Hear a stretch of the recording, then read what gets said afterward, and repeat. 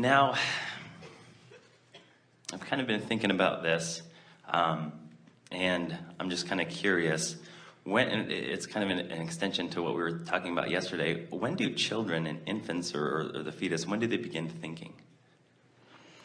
Well, you sort of picked up right where we were before segment of refreshment when we were talking about vibration. Mm-hmm. And you're also picking up on the discussion we had yesterday about how vibration and thought are the same thing.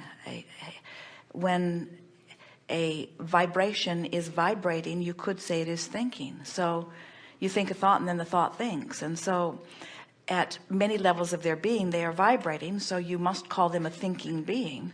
But we know what you're talking about. When does this being that is becoming, that is forming in the mother's womb, that will be birthed into the physical experience, at what point does its consciousness as you know it to be come forth? And we say,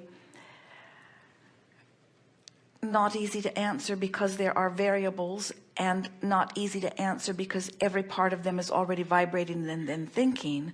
But usually that consciousness in the way you mean it enters upon first breath. That does not mean that but you see, the reason that this debate over all of this is so volatile is because, and even as we've been talking in this gathering here today, you recognize that you are before you come forth into this body, and we promise you, you are thinking from that vantage point. You're just not necessarily thinking. You see, the source within you, here it is, the source within you does not need a physical vessel in order to perceive this time-space reality.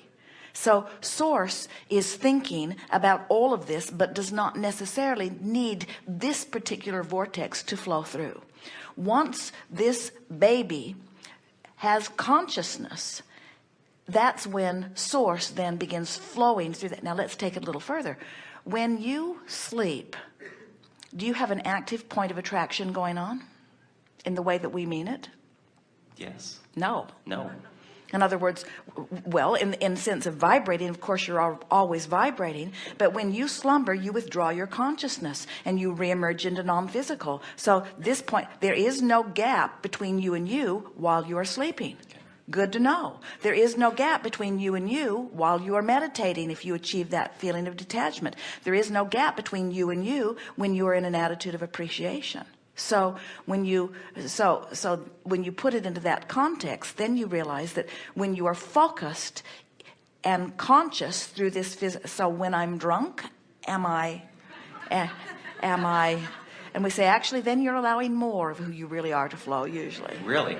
Because you have less resistance. It depends upon what stage of the alcoholic seizure you're in. Okay. So, in the womb, let's go into the womb. The baby or the fetus or whatever is receiving the vibrations from the thoughts of the people around the parents. Is that right? Certainly acclimating and can begin on a cellular level to resonate with the vibration of what's going on around. But you gotta know that the source within you is the dominant vibration through all of that. That's why we say when you were born into this physical body, you were at that place of pure positive energy. That's the perspective that you hold coming in. Okay.